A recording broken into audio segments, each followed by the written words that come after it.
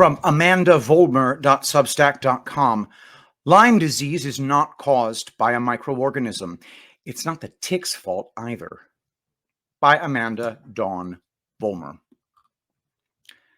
A spirochete bacterium does not cause Lyme disease. Ticks do not cause disease. They trigger something already underlying. People are bitten by ticks all the time without issue. They either cause disease or they don't. Germ theorists often create another lie to cover this one up, that of immunity, another false concept. That lie was made to hide the truth and sell you the latest money-making vaccine. We do not have an immune system. That term came from a doctor at a symposium presenting information about our lymphatic system, an actual system of the body that is responsible for cleansing, tagging, and releasing wastes. Antibodies are nonspecific. The testing racket produces false positives and negatives all the time. We are being lied to about how our bodies work and how they are poisoned by the same people who then try to find new diseases to blame for the problems they cause. What is Lyme, then? Well, it is a system that has been poisoned and triggered into inflammation and release, usually by vaccines, chronic antibiotic use, other heavy metals, microplastics, traumas, and or nutritional deficiencies, as we see with literally all disease states. Presentations of symptoms will change based on the type of tissue that is involved, the hellfire combination of chemical wastes at play, the damage to the genetic protein building system by said chemicals, and the resources available to assist the release.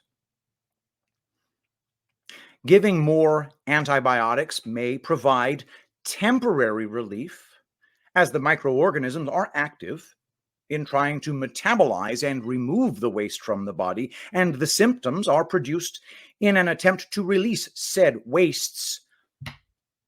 But it is an illusion of cure. Your microorganisms are there to clean up the mess. Killing them off makes the symptoms retreat, and repeated use will break the release mechanism. The future for that individual will look like nervous system diseases, MS, CF, dementia, Parkinson's, cancer, heart disease, liver disease, kidney disease, fertility issues, arthritis, osteoporosis, and reduction of longevity. The toxins are still there, just festering, leading to backup mechanisms by the brilliant body to be leaned on. Improper treatment occurs due to false diagnosis, as nutritional stores are not replenished and microbial support is not given. More bacteria need to be given, and we must not be killing anything at all. The germ theorist has a hankering for killing, completely misunderstanding the valuable role of the germ in nature, parasites included. If you're going to kill or chase away the microorganisms and parasites, then you'd better be ready to take over their job. In Lyme disease, the common nutritional deficiencies witnessed are vitamin D3, B1, ALA, alpha-lipoic acid, glutathione, magnesium, CoQ10, B12, zinc, and bacteria, probiotics. The body has used up these particular stores, attempting to clean up the wastes and or the damage that has been done, prevents said nutrients from being used properly. There comes a chronic deficiency of enzymes, as the bacteria have been so battered by incorrect treatments that they are not producing enough of them. Supplying the body with enzymes therefore becomes part of the treatment protocol. I suggest serrapeptase, which is a systemic enzyme. Coffee enemas and urine therapy are also very important remedies to cleanse the liver, blood, and tissues and communicate bodily needs with the intelligence of water memory. Of course, DMSO can always be used to assist cleansing needs, repair tissue, control inflammation, and increase glutathione levels. An iTerracare device would also help tremendously, as terahertz frequencies assist in detoxification and repair. An individual on the edge of a purge only needs one event to trigger himself into an attempted release. That could be a shock, a bite from any organism leading to inflammation, another poisoning from a pharmaceutical, or even improper eating. We see this with states of fibromyalgia and chronic fatigue as well. These individuals are ticking time bombs. And it only takes one trigger to set them off, where the body now needs to go into a cleansing cycle that produces symptoms which people judge as negative rather than understanding what the body is attempting to do. The medical cartel is standing by to continue to suppress those symptoms with drugs, completely ignoring the root cause, primarily because they are the ones who caused those symptoms with their poisonous vaccines in the first place. There is your Lyme disease. There is your COVID-19. There is your long COVID. There is your insert any disease you want that is blamed on microorganisms and viruses. When you come to the terrain understanding of illness, things become simpler. Treatments become streamlined and new options become available. If you wish to heal from Lyme, I suggest my Heavy Metals and Parasite Cleanse course to clean up the terrain. Anyone with a chronic disease can benefit from this protocol. Borrelia studies.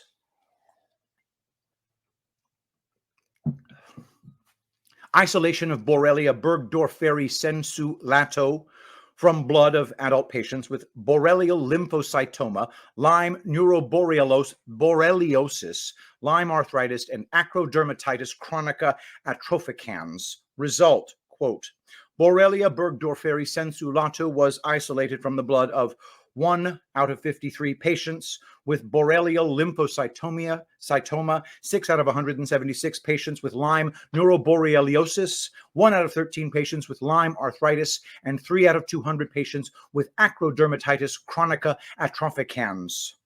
At the time of the blood culture, erythema migrans was present in 4 out of 11 Borrelia blood culture positive patients, end quote. Isolation of Borrelia spirochetes from patients in Texas. This is from NIH. Results, quote, during this study, blood specimens from 100 patients were cultured for B. burgdorferi. We cultivated spirochetes from 2 specimens, 1 chilled whole blood and 1 frozen clot. A total of 31 skin specimens were placed in culture, resulting in 8 isolates out of 8 out of 31, and spirochetes were observed in 1 of 7. 14% cultured cerebrospinal fluid specimens. Tissues from 2 autopsies, kidney, liver, spleen, lung, and lymph node, were submitted, and spirochetes were detected in the liver and spleen of 1 patient. Spirochetes were isolated from 1 of 3 joint fluids, knee, and from the 1 bone specimen that was submitted, wrist, end quote. Here's a summary of the paper on the alleged causative agent, this Borrelia bacterium, causative agent of Lyme disease. The first paper from 1982 describing experiments with the so-called isolated bacterium Borrelia burgdorferi. That's escholarship.org, link in the article. Only epidemiological evidence is referred to as causality. There is no direct evidence that or how the bacterium triggers the symptoms.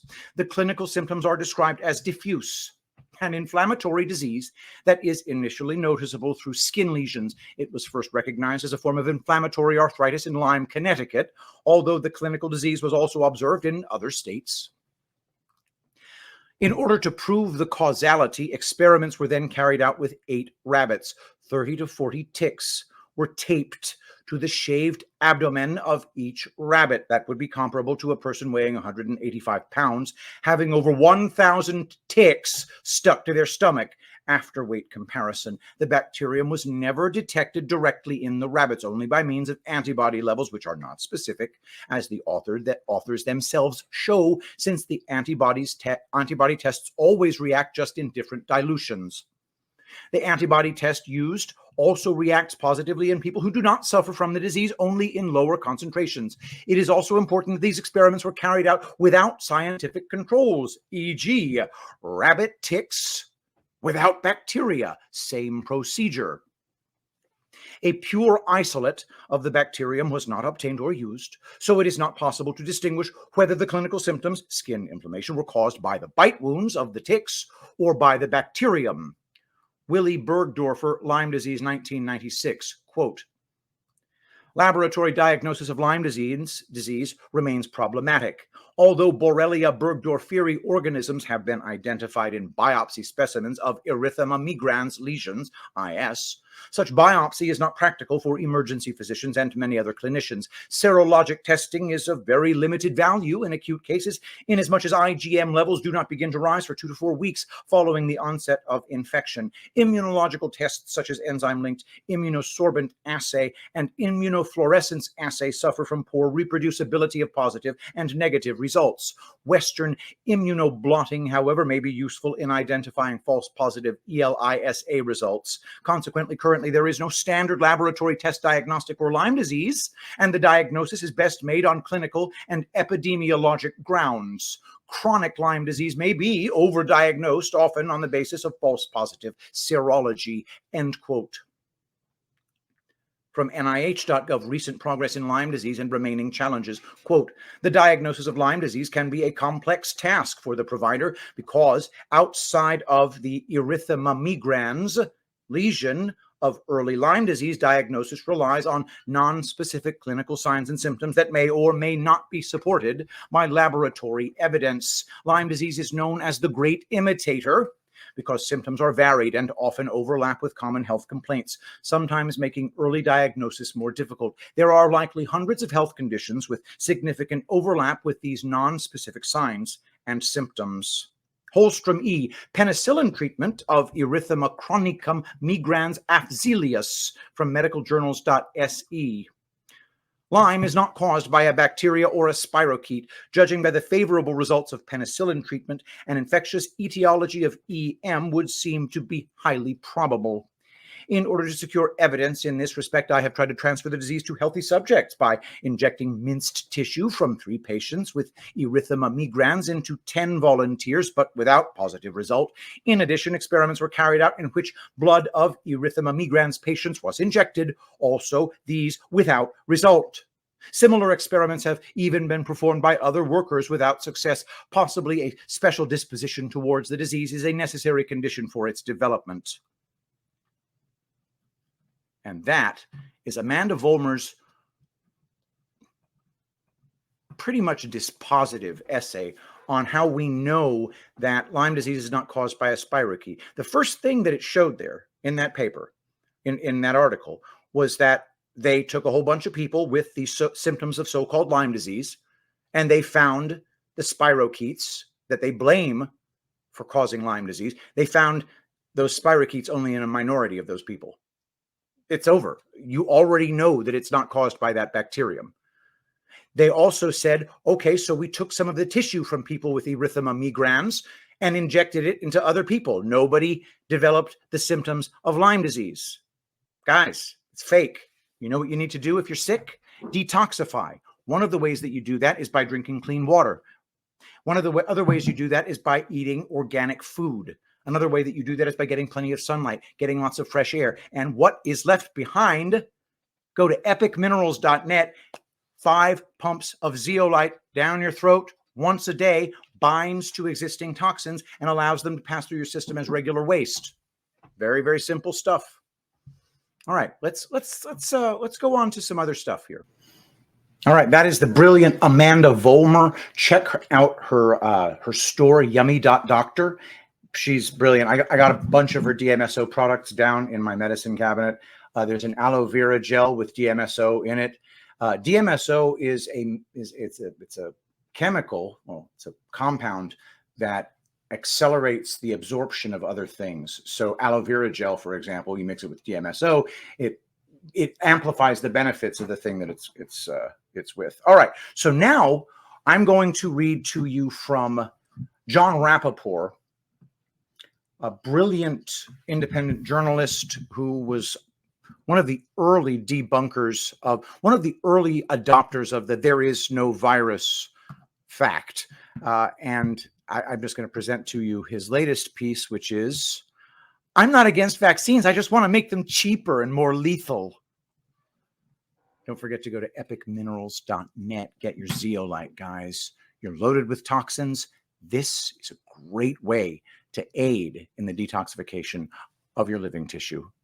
From johnrappaport.substack.com. I'm not against vaccines. I just want to make them cheaper and more lethal. John Rappaport. I'm not against vaccines, is something people say, to make it seem like they're only criticizing a few shots or they have a better idea about how to formulate them.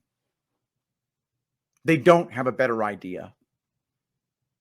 But their audiences eat up the pretense. Yes, I like that. He knows vaccination is basically a good way to prevent disease. He just wants safer and more effective ingredients. Dream on. Show me one large-scale mainstream study comparing the overall health of vaccinated and unvaccinated children where the two groups are evenly matched. They have reasonably nutritious diets and aren't egregiously exposed to environmental toxins. Where is that study of, say, 5,000 kids? Nowhere. After centuries of vaccination. This is called a clue. The CDC would be terrified to conduct the study if they had to. They'd find numerous ways to cheat. They'd have to cheat. Discovering unvaccinated children are healthier, take a look at the Amish, would smash the CDC charade forever. And the rest of the medical cartel dominoes would fall. All the rest of the vaccine propaganda, minus the one crucial study that will never be done, is just pure lying. Tens of thousands, hundreds of thousands of studies and reports and clinical trials, millions of such papers, meaningless. I would compare it to a giant convention of fishermen, millions of them gathered together discussing bait, lines, hooks, rods, boats, lakes, rivers, oceans, and not a single man actually drops a line in water. Well, Dr. Titan, what about the overall health of children who follow the CDC vaccine schedule? Did you say health? We don't measure that. We're interested in the production of antibodies. Another analogy. Vaccinations are like bombing runs. Did the bombs hit the designated target? If so, job well done. No one cares about how many people were injured and killed. You can find all sorts of doctors who level criticisms at certain vaccines, but they never bring up the subject of overall health or that one major study which would determine the human consequences of these shots. Why not? Are they so blind that they never imagine why the study should be done? Are they trying to keep one leg inside the mainstream to preserve their reputations? Are they afraid of losing their audience? Whatever the reason, they appear to have forgotten the very basis of their profession, healing, maintaining the good health of their patients. That's not a good sign. If they did suddenly remember what their work is supposed to be all about, they'd surely want to prove one way or another whether vaccination is a method for achieving health. How is proof gained? By studying children who are and aren't vaccinated, by comparing the overall health of these children. This isn't a hard concept to grasp. Nor is it hard to grasp why this obvious method of comparison has never been carried out properly, because the people who run the show don't want to carry it out. That fact alone should turn on the lights in doctors' minds. But it doesn't. They'll chatter about vaccines from a dozen different angles, but not this one. John Rappaport. That is from John Rappaport, JONRAPPOPORT.substack.com. Subscribe for money if you can. We really are it's pretty ridiculous the degree to which we tolerate members of the so-called freedom community who don't speak unambiguously about how there are no good vaccines. And why? Because they're afraid that they'll get called kooks for saying that germs aren't what cause disease and that antibodies are non-specific. Antibody tests are absolutely useless. There's no such thing as a pathogen-specific antibody. That's not a real thing. It's fake, and you can prove it. So when they come to you and they say, I just want safe vaccines. Dude, introducing a poison to make you resistant to poison is not, it's not going to work. It's just poisoning you with heavy metals specifically. Lots and lots of heavy metals, adjuvants, and they're there to poison you. And that's it. By the way, to depoison, go to epicminerals.net. That's epicminerals.net. 5 sprays in the mouth once a day. Detoxifies heavy metals and other things and remineralizes with humic and fulvic acid. People swear by this, guys. My wife has already declared that it's brain fog be gone. Okay. I've been cleaning out my emails, and I missed some emails from the brilliant Claude Bernardin. Here's a poem. A second glance at a cloud in my hand. This morning I heard her flapping her wings to the sad songs of a passing chilly wind. I thought of all the lessons great poets left bare, lost to the millions who never see. I opened my right hand, but I found, too, nothing to see, just withering veins, trace lines, thinning skin, the scars and the stripes, the history of my youth. That trust I had once tucked under my pillow with my first tooth. When we were all once young, wild cowboys and cowgirls on the open range. Free as clouds in a great big blue sky, I turned my tired hand, and on the backside I see the stretch and the stain, the trace scars of pain, the map of America's life. I see regrets, the hours lost daydreaming in dim classrooms where giants once wrestled, dragons of bold arrogance, the past wound of an errant knife. This too was an accident, while freely cutting some fruit, the blood pouring liberally like today's truth. But we need this precious fluid, so we cover such wounds to savor another day. I look up from my coffee cup at the edge of sunrise and wipe a tear from my sagging, unfocused right eye. I'm not in mourning just yet, more in waiting, freed by the light to come with a glint or a slash, cutting raw against the night sky. Let's do another poem. Freedom's Drum by Claude Bernardin. The clock is ticking. The fan blade spins. The traffic passes by. Our government is stuck in mud, lies, and scandalous sin. They almost look like demons now in their Cheshire wicked grins. I salute what liberty still lives in patriots, spirited, passionate hearts, but fear the damage done. And from this vantage point, I still hear the faintest beat of freedom's drum. They are too hungry, too thirsty, reshaping history. I fear it may come to an ocean of blood. They are not vague, but touchless, thoughtless, blind, profound in ignorance, so much foolishness in time.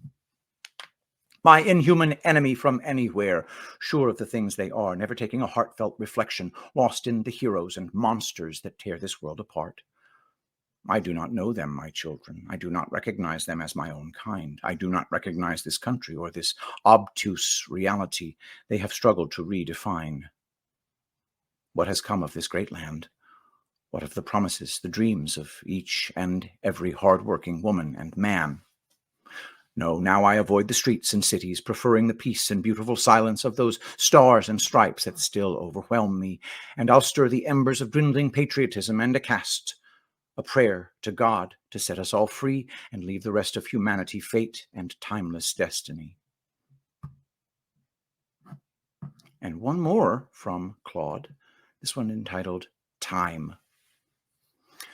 The great Ferris wheel, it's always spinning, sometimes slower, but always moving, looming above the wild circus of weird and wonderful life. I've ridden it on many occasions, and also its thrilling cousin with its maniacal screams and cheap thrills, the sloping and rolling and jostling of up and down, the funhouse clown sticking his grimacing smile in your confused, dizzying haze, the sunlight and whiz and whir. A week splitzes by like a drive straight into the morning sun, a glare, a flash, a second, a shadow, a laugh, a surprise. Your job is to not let go, give in, but hang on for the ride and hold what memory survives deep inside. This, I believe, is the secret of time and the hours that slip by in a life. And one more poem, real quick. Friday. Friday is freedom and faith. brightly colored beach towels on peeling, salty sea-aired railings, dripping gracefully into a baby blue sky of ocean breeze, laughter, and beer. Thank you, Claude. That's the poet laureate of reading Epic Threads. I've got a couple more in here, and I'll save them for another stream. Hopefully I can stop. Hopefully I'll stop missing these things. Okay, so that's John Rappaport. Generally speaking, I'd also like to hear from you guys as to what you'd like to see more of on this show. Make sure to email me at pgunnels@gmail.com. I'm feeling rejuvenated, and I really want to take advantage of it. All right, let's go ahead and do. I know what we'll do. All right, that's going to be our show for today. I think I'm going to start incorporating a little bit of interview stuff on this, and I'd like to hear what you guys think would be a good interview guest for this show, because I want to start talking about some of the conspiracy theories that are now known fact. Take weather modification, for example. I'd like to educate myself on that. I'd like to educate myself better on chemtrails, not what we suppose that the chemtrails are, but what we can determine for sure that we're dealing with. I know that the chemtrails do something in our air. I know that they're deliberate, but I need to know more than that. I also want to know what countries get the most chemtrails. I also want to know why it is that the ingredient list on American stuff is so different from the ingredient list in European stuff. So I think I'm going to start doing Epic Threads as an interview show as well, once or twice a week. We need to get that going. So suggestions are always welcome at pgunnels@gmail.com. I'm going to ramp up my content a little bit and get the channel going, P. Gunnels channel going a little bit more. So guys, don't forget to go to epicminerals.net. You can also buy my my Zeolite Extra fulvic acid zeolite spray. You can buy that at epicthreads.tv. You can also get the awesome artisan soaps at epicthreads.tv. And I'm really proud of the collection that we've put together where that's concerned. You can get the fulvic acid here. The artisan soap, guys, gorgeous stuff. Beautifully wrapped. You could smell it through. You could smell it through the paper.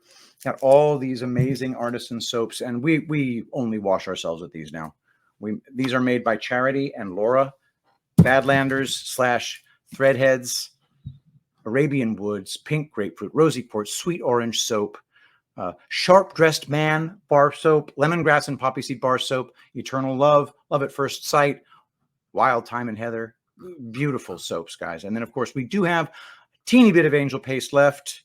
Let's see. I believe it's just the rose that we have now. We have rose, angel paste, miracle cream. Unscented is now sold out. And angel paste sweet orange. Oh, I think we have a few more of those as well. Okay, well, we've got that going for us. The unscented is completely sold out. And that is going to be the last I sell of it. So it's going on hiatus. Definitely do yourselves a favor. Get your hands on the remaining angel paste, sweet orange and rose infused angel paste. Thank you, everybody, for watching. Let us pray. Saint Michael the Archangel, defend us in battle. Be our protection against the wickedness and snares of the devil. May God rebuke him, we humbly pray. And do thou, O Prince of the heavenly host, by the power of God, cast into hell Satan and all evil spirits who prowl about the world seeking the ruin of souls. Amen.